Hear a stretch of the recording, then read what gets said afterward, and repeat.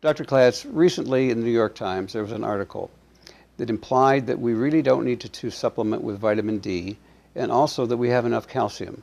We don't need to take calcium. How much responsibility is there for someone to run an article like that? You never hear anything about the other side of it, and how does that happen? Well, unfortunately, Lyle, we live in a time where the media is mostly bought and paid for. It's an illusion to think that there is a free press any longer in the United States. The vast majority of articles are driven or written or paid for by the industry that it affects. I mean, not that I'm against the pharmaceutical industry. I think the pharmaceuticals have their place and they're very important and they've saved millions of lives. But let's face it, the media receives an income of I've heard as high as $5 billion a year in income from the pharmaceutical industry. That makes them the largest purchaser of media in America. And so if a significant amount of your income is coming from a particular client, you're going to want to make them happy. Also, there's an issue of articles, scientific articles, being penned by ghostwriters, and this is in the media as well, where where certain companies have articles and positions that they want to have placed, and they have it penned, and they just put a physician's name on top of the article, and so the articles come out, and so in that way they're able to skew public opinion. Now, with regard specifically to vitamin D and to calcium, I think you have to always measure. You always have to weigh the evidence. There are hundreds and hundreds and hundreds of papers, okay, from good, respected researchers that say that a large percentage of people have vitamin D deficiency, especially blacks, and especially people living in the northern climates, okay, where they don't get enough sun, and people who even live in the southern climates and don't go out into the sun or wear clothes all over their bodies, so they can't get direct sun exposure. These people tend to have lower levels of vitamin D, and there's also hundreds of papers on calcium and the benefits of calcium supplementation. So when I see a paper, a single paper coming out and saying, nah, don't pay attention to those hundreds of papers from before, pay attention to us, and it gets headlines in New York Times, well, I kind of scratch my head and I wonder, and I say, does it meet my balance test? And no, it does not meet my balance test. And when you read the paper, at least the paper on vitamin D, it's really talking about a range.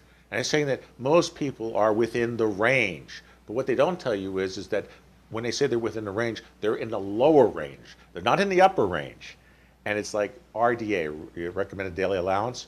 RDAs, many people do not have a deficiency of RDAs, but they're sick just the same, or they're not optimally healthy just the same.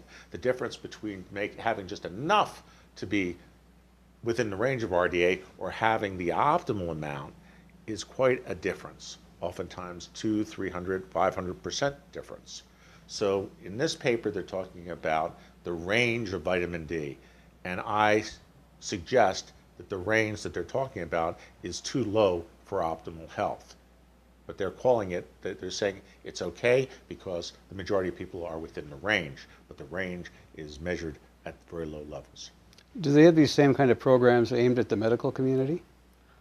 Oh, there's an awful lot of disinformation out there, unfortunately, and the problem is that the media is not doing their job.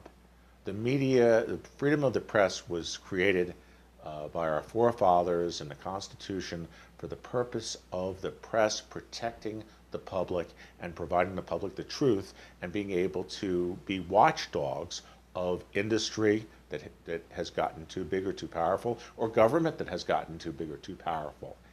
Well, we know that these situations in some cases occur, and so because of that, because the media is not doing their traditional job of providing accurate, honest, fair reporting, balanced reporting that goes beyond the headline, that actually does the analysis. I mean, how many times you turn on TV and you hear an in-depth analysis of the news?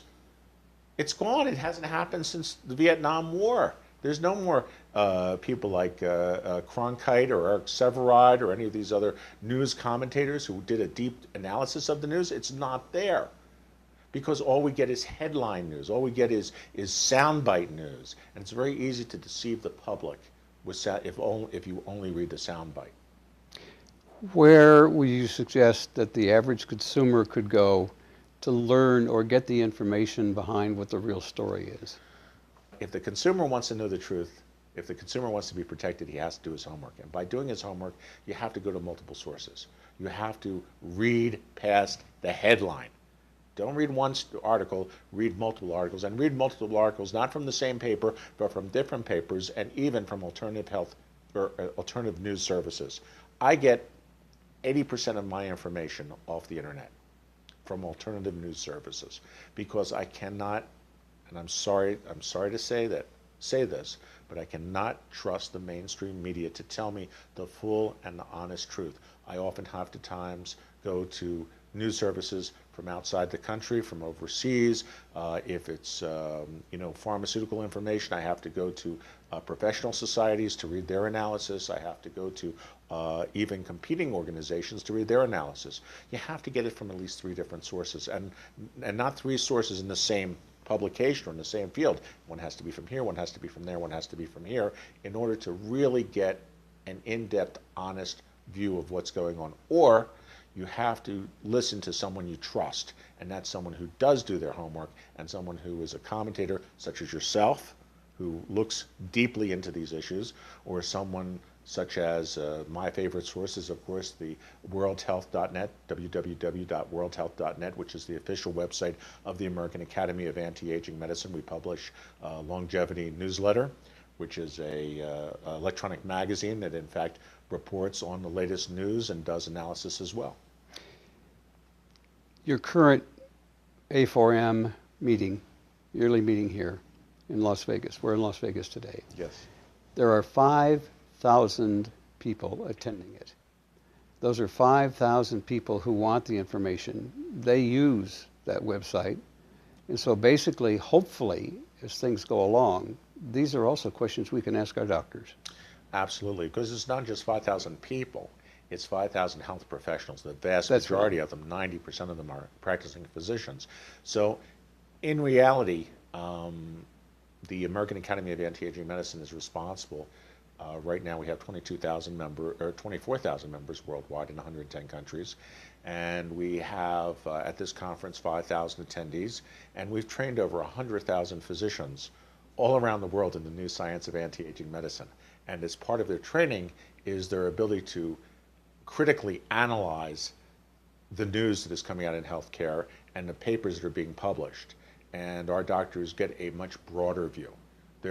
These are not guys who just read the headlines. These are guys who read the whole article and also go to other places to read the analysis and to read the rebuttal of those articles. Again, it's a question of balance. You have to be able to balance the information and say, where is truth? Truth is usually somewhere in between.